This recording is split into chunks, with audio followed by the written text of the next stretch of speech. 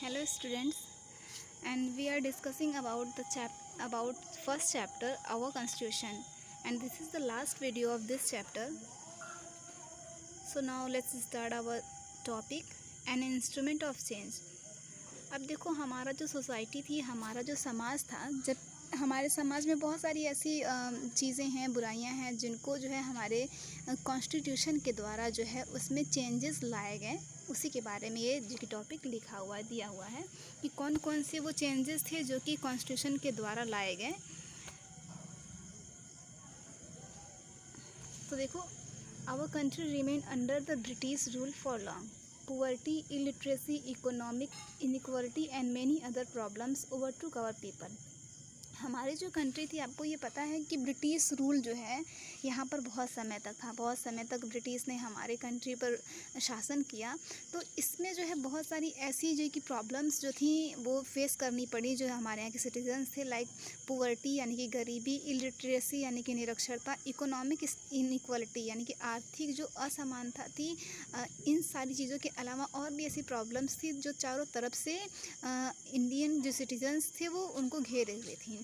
But our constitution has provisions that the government can use to help the peoples remove the above problems. But जैसे जो कि हमारी country जो है British rule के से जो कि इंडिपेंडेंट हुई, तो हमारा जो गवर्नमेंट था उसने जो है संविधान बनाया, और उस संविधान के द्वारा जो है हमारी गवर्नमेंट जो है, उस संविधान में कुछ ऐसे प्रावधान है जिसके द्वारा हमारी गवर्नमेंट जो है ये ऊपर लिखी हुई जितनी भी प्रॉब्लम्स हैं उन सब को दूर करने के लिए, ख़त्म करने के लिए बहुत सारे उसने कार्य किए। ठीक है, अब वो कौन कौन से चेंजेस आए वो लिखा हुआ है कि it also provides a few directive principles of state policy which are valuable guidelines to the centre and the states.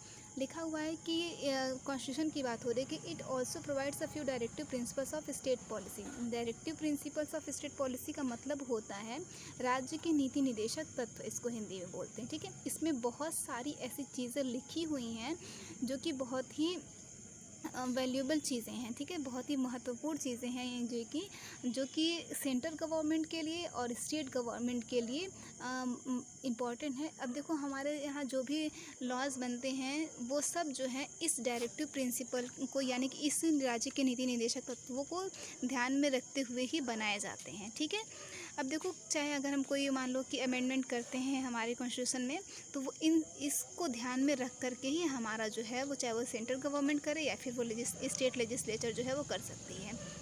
Laws are to be framed according to these guidelines. ठीक है, वही है कि हमारे जितने भी लॉज बनते हैं यहाँ पर वो इन सारी गाइडलाइंस को ध्यान में रखते हुए भी वो जो कि कानून बनाए जाते हैं। This guidelines are a powerful instrument of social change. अब देखो, हमारे जो समाज में बहुत सारी ऐसी जो बुराइयाँ थी उन सब को दूर करने के लिए, उन सोशल जो कि चेंजेस लाने के लिए एक तरीके से ये जो गाइडलाइंस हैं वो पावरफुल इंस्ट्रूमेंट के रूप में कार्य करती हैं।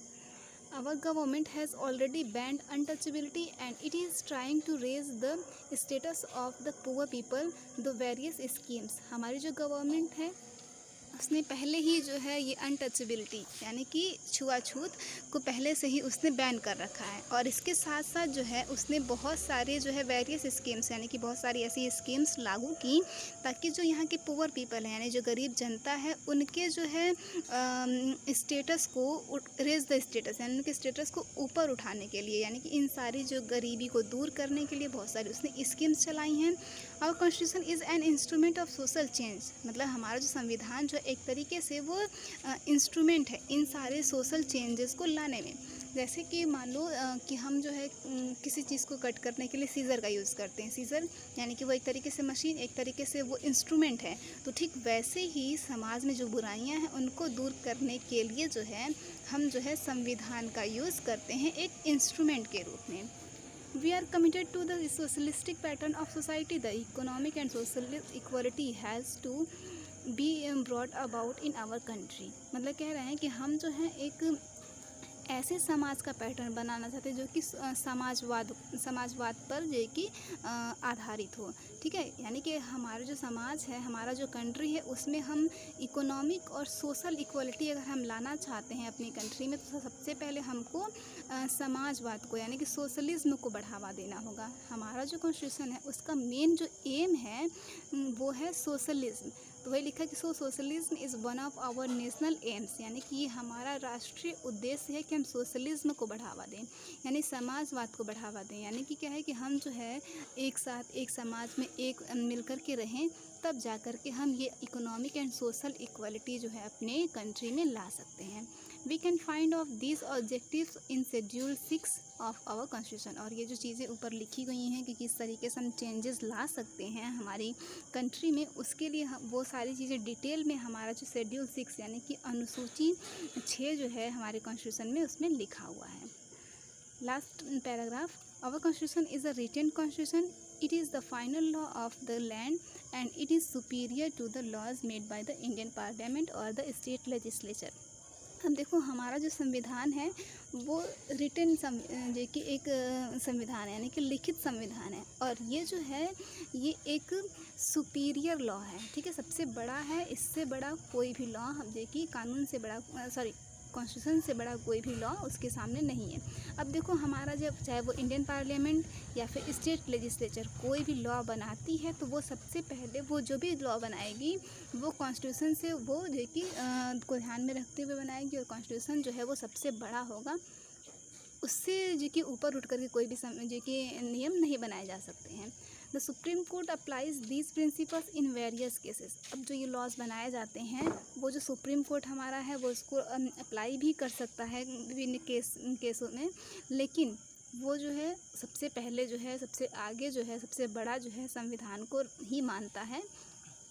The laws can be declared null and void but our constitution remains supreme. अब जो है जो कि जो हमारी जो सुप्रीम कोर्ट है, चाहे तो ये जो लॉज बनाए जाते हैं पार्लियामेंट के द्वारा या फिर स्टेट लेजिस्लेचर के द्वारा, उसको वो चाहे तो नल भी कर सकती है, उसको जो कि रोक भी सकती है, उसको जो कि वैलिड भी कर सकती है, बट जो है सबसे जो बड़ा और सबसे जो सर्वोच्च सुप्रीम जो कि बॉडी होगी, लॉ होगा, वो हमारा कॉन्स्टिट्यूशन ही होगा। उससे बड़ा कुछ भी नहीं हो सकता है हमारे कंट्री में। So I hope you have understand this chapter. Thank you.